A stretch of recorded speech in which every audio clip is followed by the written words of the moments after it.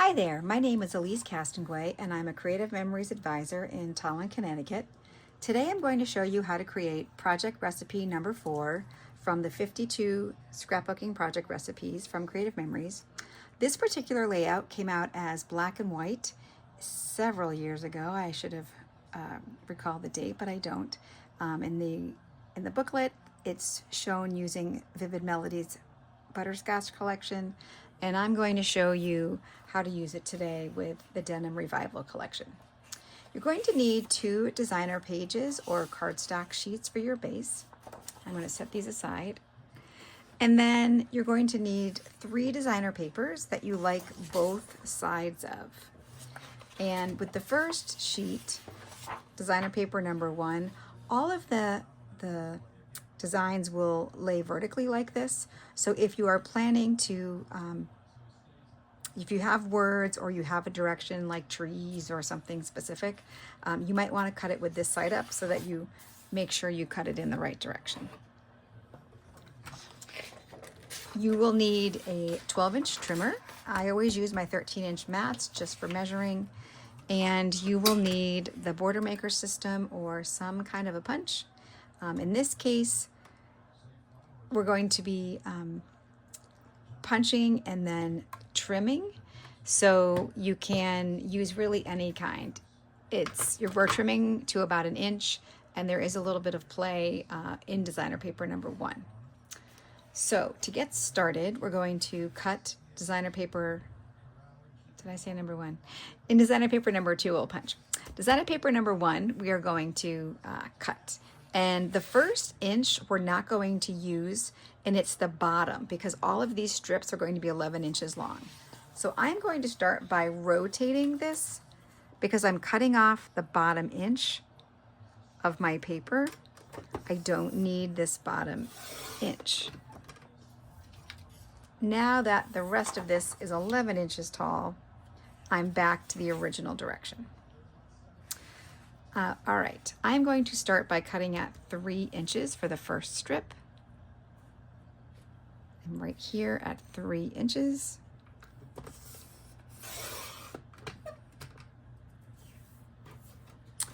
And then I'm going to slide and cut at 1 inch. Whenever I cut a thinner strip, I try to cut so that my smaller piece is on the right. I'm cutting at 1 inch. It gives me more to hold on to on the left. And then my final cut is going to be 6 inches. So I just need to open up. And I think everybody knows this, but there is a little foot here in case you don't know. It helps keep it straight for you. That's my 6-inch cut. And the last piece will be 2 inches. So you can double check that, but it should be 2 inches. Sometimes you can shave off just a little, like that. Okay, so 2 of these are going to be reversed, and you can decide it's going to be that the 2 big ones are one direction, the 2 smaller ones are the other direction, and you can decide when you get to that point which the reverse is going to be. All right, setting that aside, designer paper number 2. The first cuts will be placed vertically on the layout. So these are the mats. So these mats will become vertical mats. So if this direction matters to you, like I said, I think for some of these an all over pattern is probably best, but so I'm going to end up turning these two pieces. So our first cut is going to be at 6.5 inches. And I'm going to take that 6.5 inch piece, I'm going to rotate it, and these are going to create 6.5 by 4.5 inch mats. So my second cut is going to be at 4.5 inches. I'm going to slide this over and cut at 4.5 inches.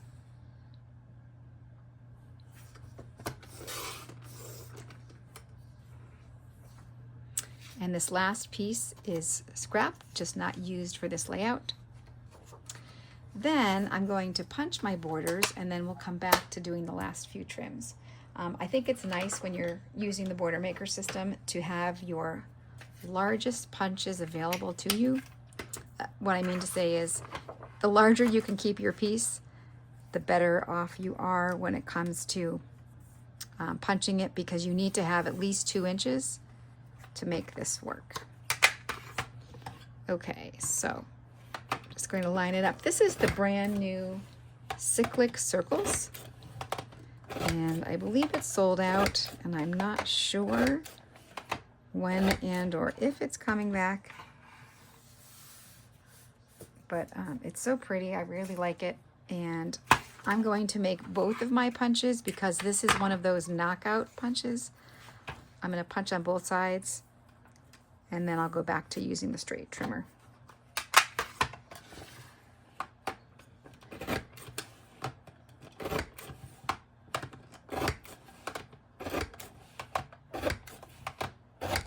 Such a nice punch. I'm not saving all of the scraps, but super cute circles. Okay, now the directions suggest that you now trim these borders to 1 inch. I'm going to see how that lines up, because I would like them to be as close to centered as possible. So let's just see here. If I trim it at 1 inch, I think it's going to be too short. So I think I'm going to go with 1 1/8 for this particular border. Just going to check that out. Yes, I think 1 1/8 is where I would like it.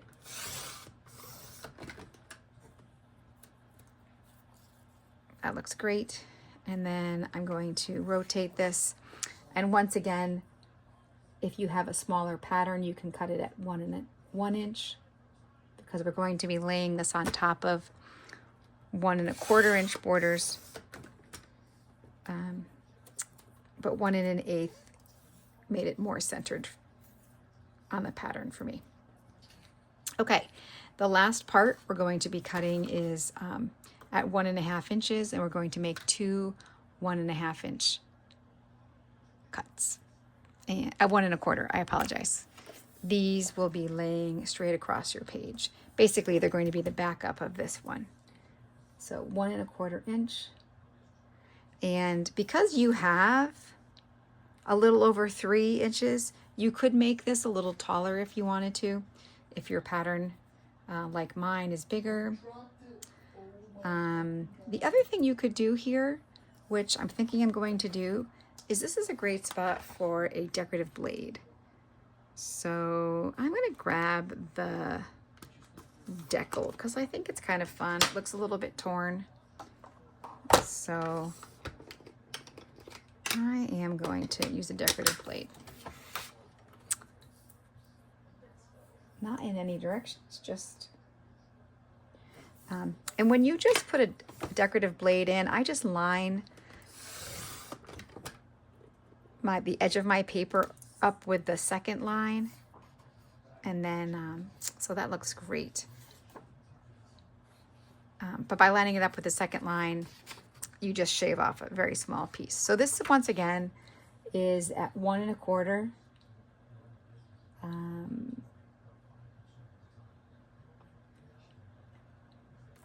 And I think I'm just going to go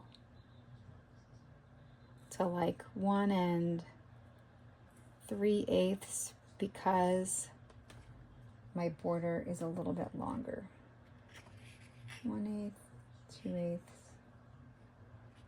3/8. Because my border is a little bit wider, I was afraid if I went to 1 1/4, you wouldn't really see it. So now at 1 3/8. But the directions do say 1 1/4, but I really like the way that looks. Okay, and once again, 1 1/4. However, I'm cutting it at 1 3/8. Oops, I guess I want to go this way this time. 1 3/8.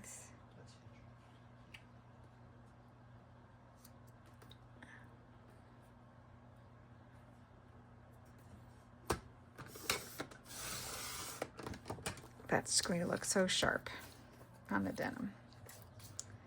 Okay, that was a little longer than normal for me.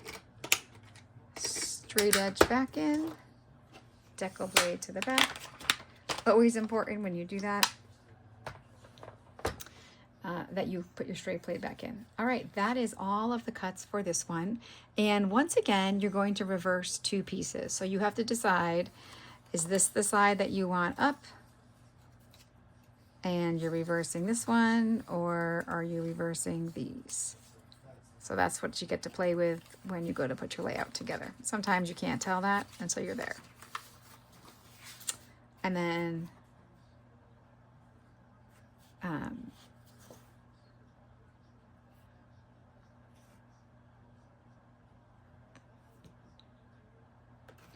with designer paper number 3, the very last one,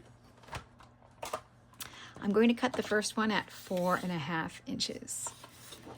This is going to make 2 4x4 boxes for 2, I should say mats, square mats for 2 4x4 photographs. So I'm going to cut it at 4.5 inches. Now the next cut is at 6.5 inches. It's a wider cut. And you also have an inch left over. However, what I mean to say is I'm going to keep it as a wider cut. I'm not going to trim off 1 inch because the photograph that I want to put in the bottom right hand side is going to be 7 inches. I have a 5x7, so I want to keep this at 7.5. But I am going to rotate this cut and cut it at 5.5.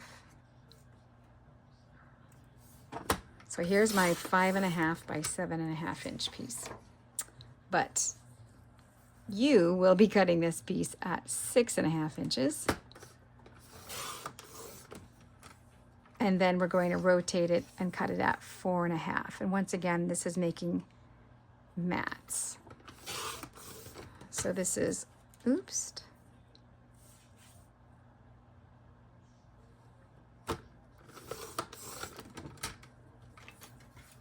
Four and a half inch.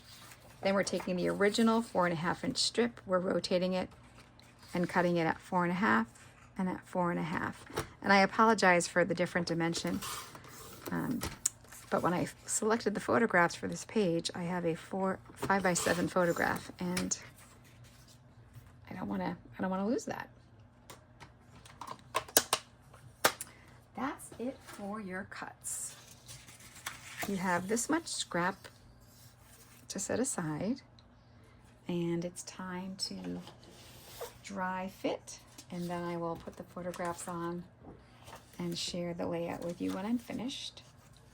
So first, you put your base pages down. In fact, this paper is from the Enchanted Wizard paper pack. I love how our paper packs coordinate so nicely.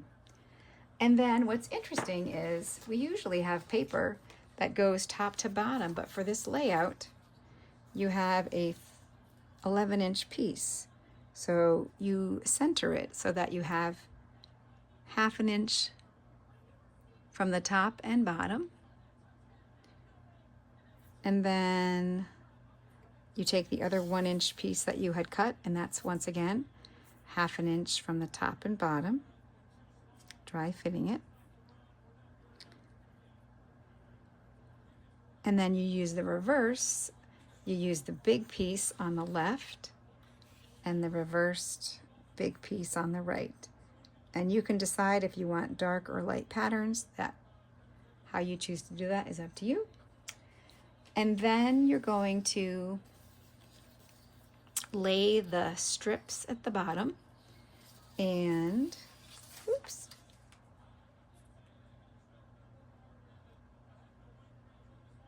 I'm gonna lay mine, let's see, 3/4 of an inch up from the bottom.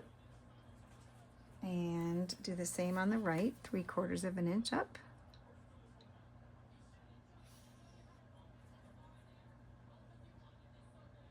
And then layer my punch on top.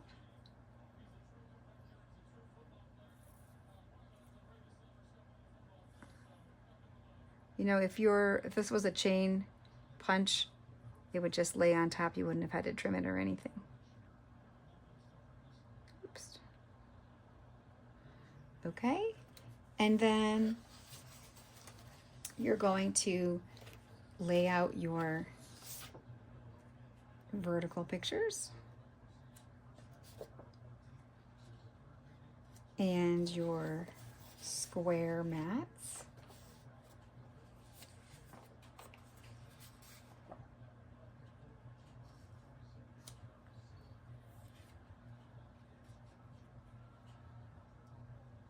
And then I'm actually going to, oops, here's my 5x7. So I may have to play around with my size over here a little bit. And then my other piece will go right here. So kind of play around with where you have yours.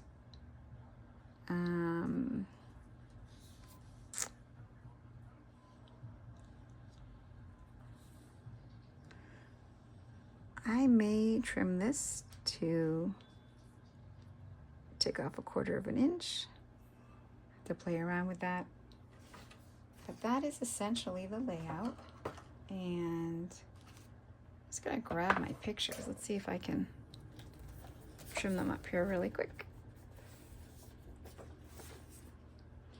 These are from 2020.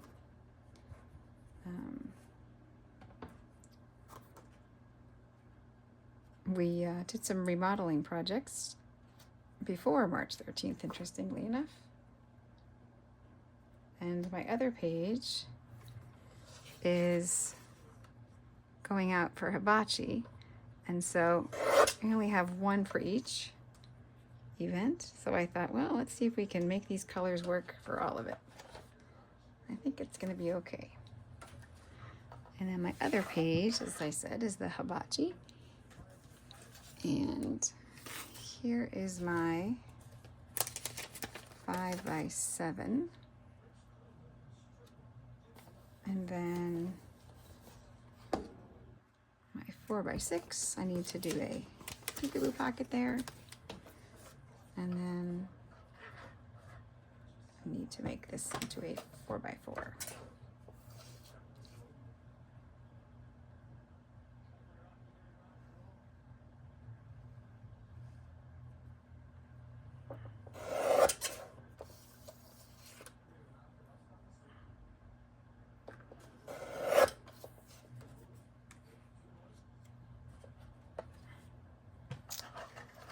So I still need to embellish, but I think this gives you the general idea of how the layout will look. And once again, you know, you can play around with which direction you wanted this in.